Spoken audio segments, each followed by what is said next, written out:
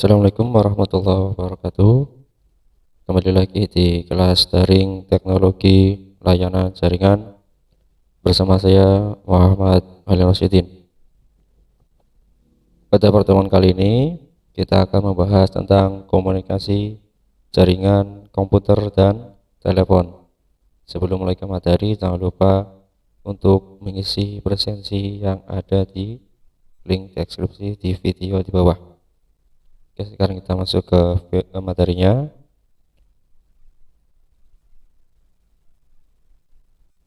Yang pertama adalah komunikasi jaringan komputer.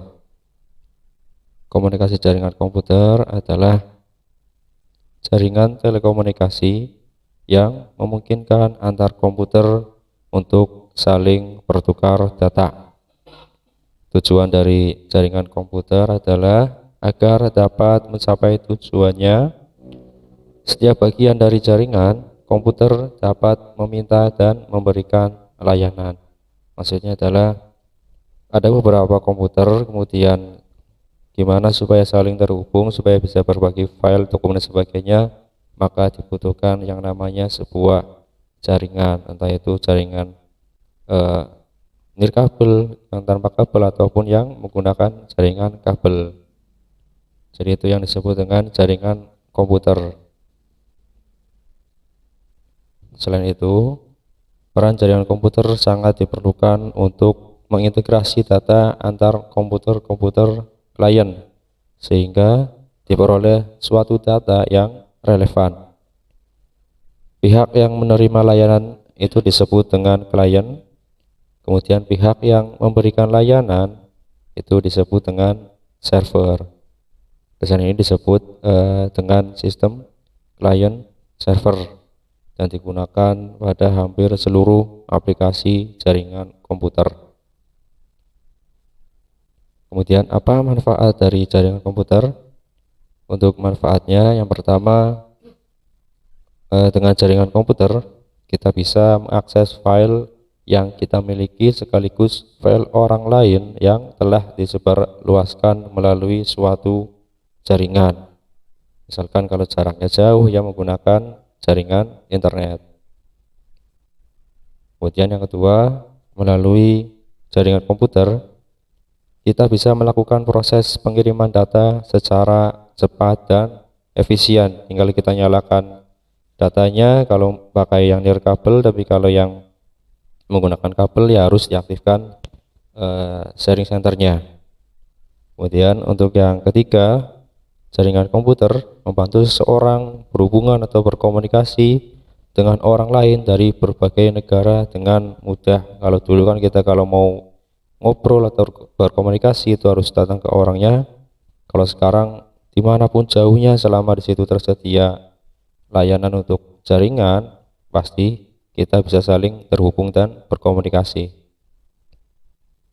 Kemudian manfaat yang keempat, pengguna juga dapat mengirim teks, ya, tulisan, gambar, audio maupun video secara real time dengan bantuan jaringan komputer. Ya, misalnya kita orang tuanya jauh, saudaranya jauh, kemudian atau temannya jauh, kemudian kita pengen ngobrol secara langsung bertatap muka, maka penggunaan jaringan komputer itu sangat diperlukan.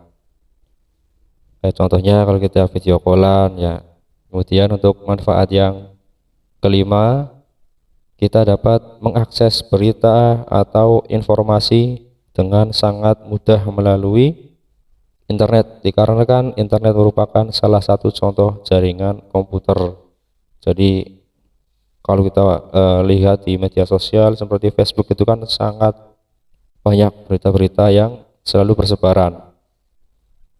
Kemudian untuk manfaat yang keenam, misalkan dalam suatu kantor memerlukan printer, kita tidak perlu membeli printer sejumlah dengan komputer yang terdapat pada kantor tersebut.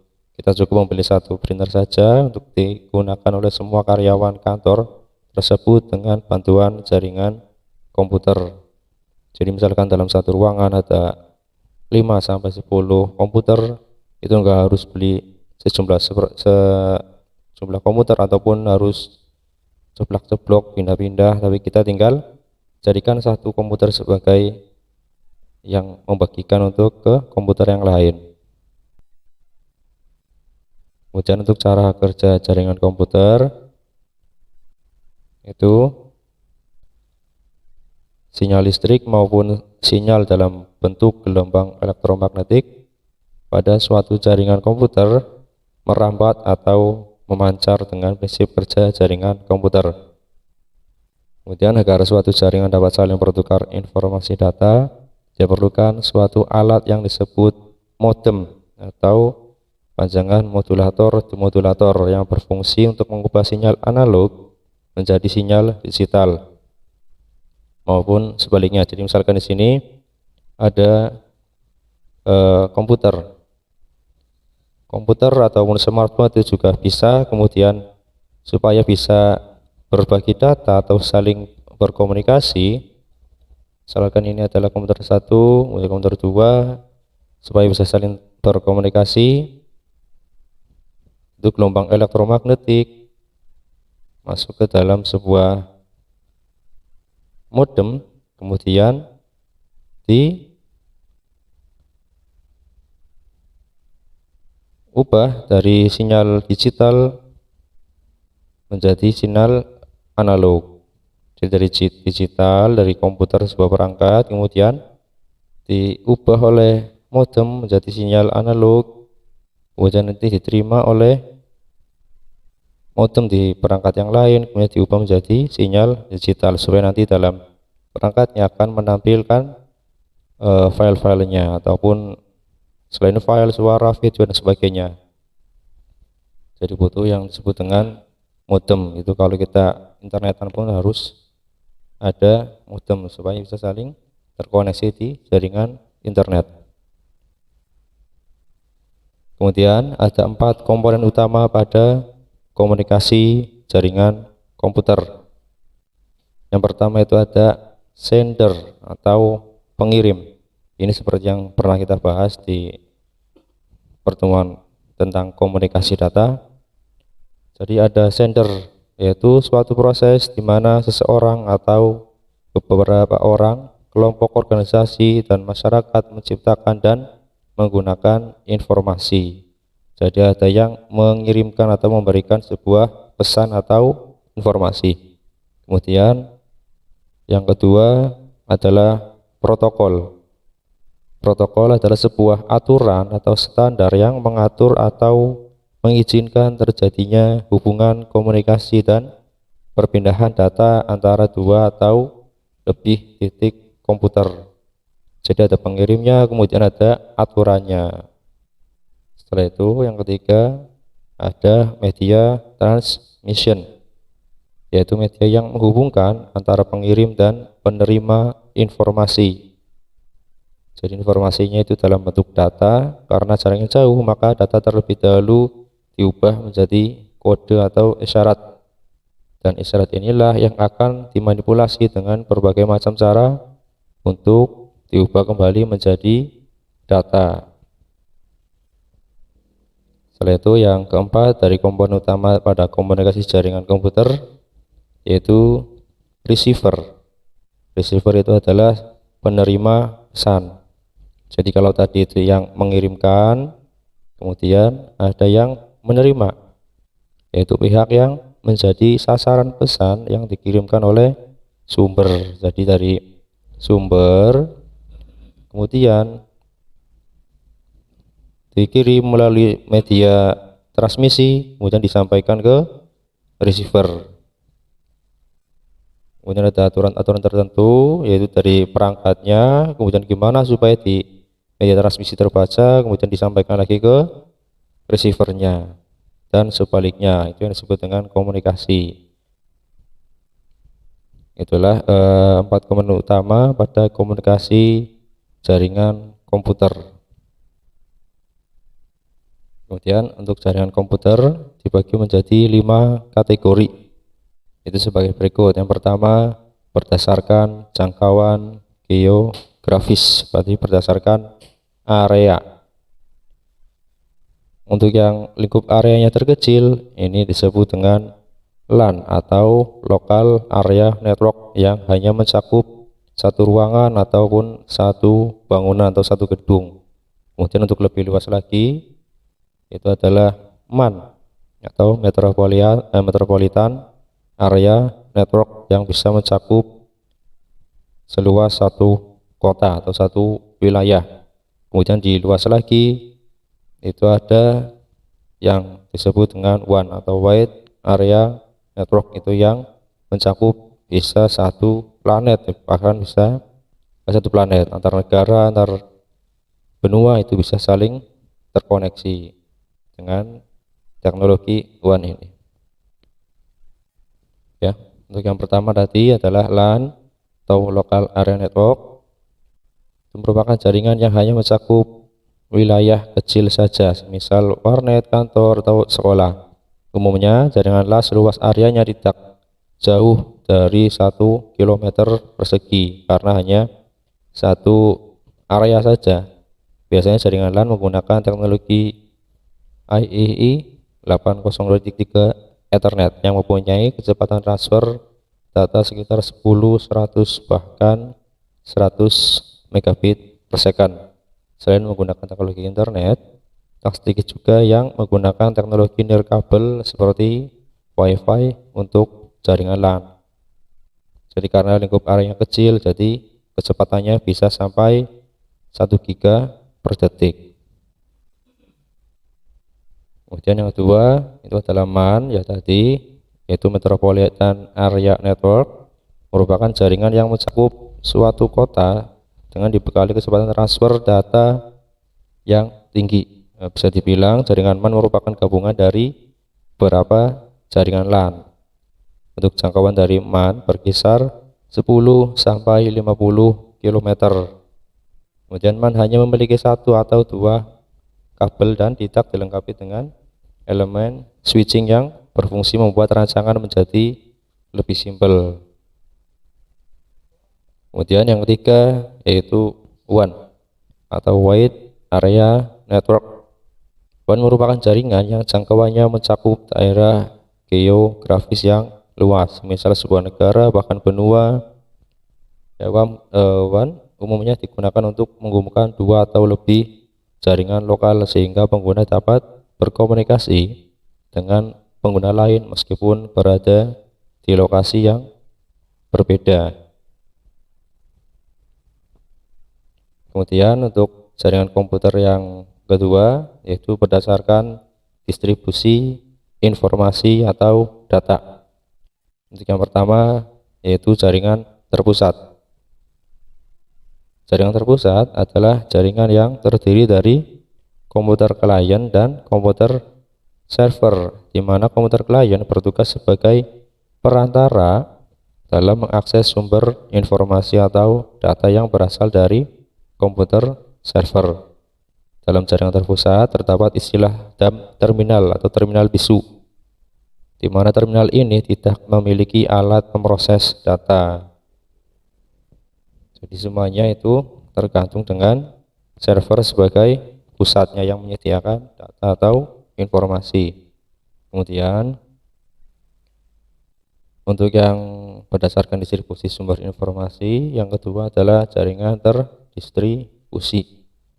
Jaringan ini merupakan hasil perpaduan dari beberapa jaringan terpusat sehingga memungkinkan beberapa komputer server dan klien yang saling terhubung membentuk suatu sistem jaringan tertentu. Jadi terdapat banyak server yang saling terhubung dan bisa digunakan. Untuk yang ketiga, jaringan komputer yang ketiga yaitu berdasarkan media transmisi data yang digunakan. Untuk yang pertama yaitu jaringan kabel atau dalam bahasa Inggrisnya wired network. Media transmisi data yang digunakan dalam jaringan ini yaitu berupa kabel. Kabel tersebut digunakan untuk menghubungkan satu komputer dengan komputer lainnya agar bisa saling bertukar informasi atau data atau terhubung dengan internet. Salah satu media transmisi yang digunakan dalam wired network itu contohnya adalah kabel UDP, on-site twist pair. UTP itu kabel yang seperti ini. Jadi ada UTP, ada koaksial dan fiber optik. Itu untuk yang jaringan menggunakan kabel. Kemudian yang kedua yaitu jaringan nirkabel atau wireless network. Dalam jaringan ini diperlukan gelombang elektromagnetik sebagai media transmisi datanya. Jaringan ini menggunakan gelombang elektromagnetik untuk mengirimkan sinyal, informasi atau data antar komputer satu dengan komputer atau perangkat yang lain. Jadi nggak hanya komputer, bisa juga smartphone, kemudian printer dan yang lain. Kemudian wireless adapter salah satu media transmisi yang digunakan dalam wireless network. Jadi ini wirelessnya. Kemudian ada server klien ini yang menggunakan kabel, kemudian sebagai pengelola adminnya nanti diatur security-nya, diatur password, diatur bandwidth, kecepatannya. Nanti tinggal komputer yang lain menyalakan wifi-nya, kemudian cari jaringannya, terus disambungkan.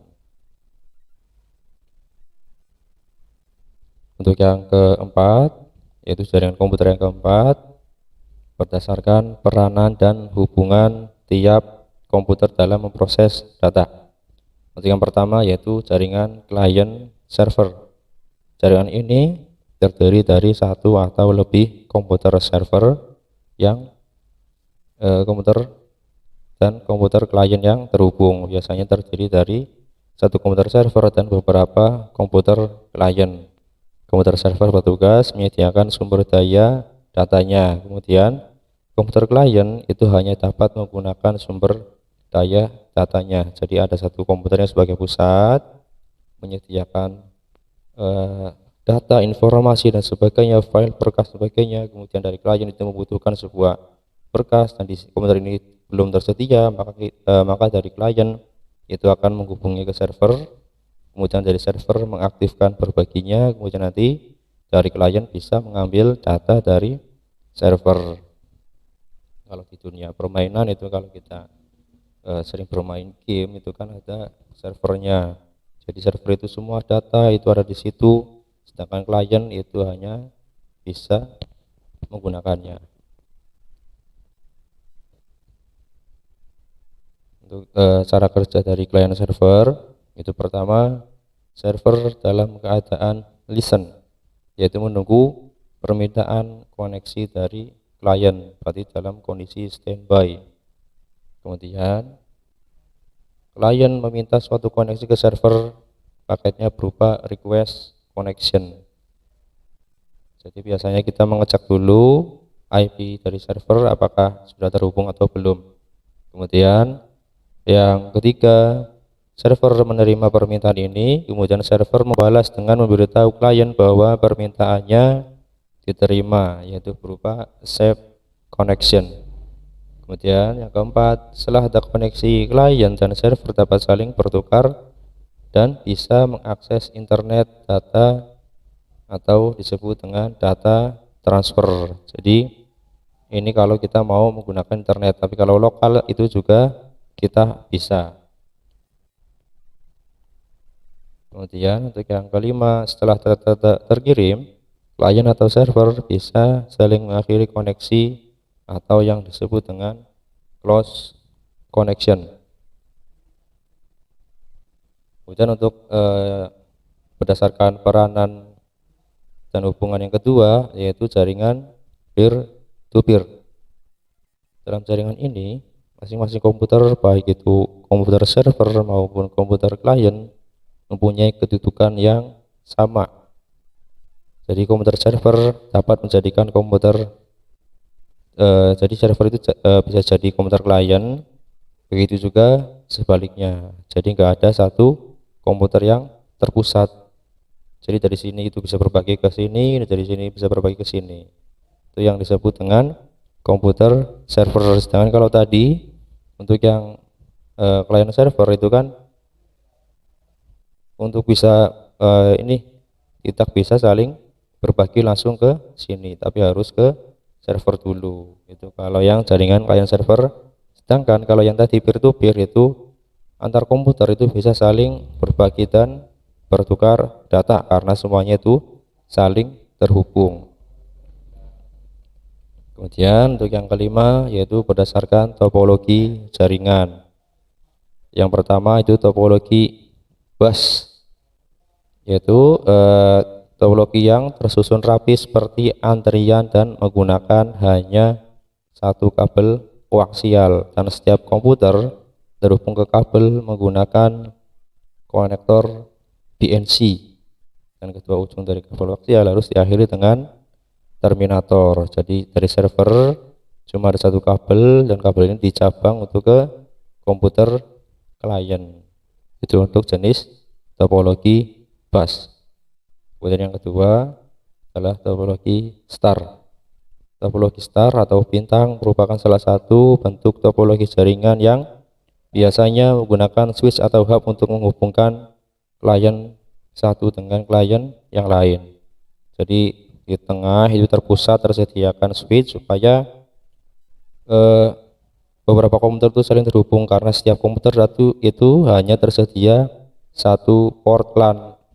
Kalau kita mau menambahkan LAN card lagi paling maksimal hanya 2 sampai 3, sedangkan misalkan dalam satu ruangan itu ada lebih dari 10 ataupun sampai 30 komputer, itu pasti nggak akan bisa saling terhubung. Jadi dipasang sebuah hub atau switch supaya semua komputer yang lebih dari 10 atau berapa itu bisa saling terhubung. Kemudian yang ketiga yaitu topologi ring. Topologi ring atau cincin merupakan salah satu topologi jaringan yang menghubungkan satu komputer dengan komputer lainnya dalam satu rangkaian melingkar, mirip dengan cincin. Biasanya topologi ini hanya menggunakan LAN card untuk menghubungkan komputer satu dengan komputer yang lain. Jadi setiap komputer itu ada 2 LAN card, jadi semuanya itu saling terhubung yang terpusat di kabel lingkaran. Beda dengan star itu harus disediakan sebuah switch atau hub, tapi kalau ring itu setiap kabelnya nanti saling terhubung. Kemudian yang keempat topologi mesh. Topologi mesh merupakan bentuk topologi yang sangat cocok dalam hal pemilihan rute yang banyak.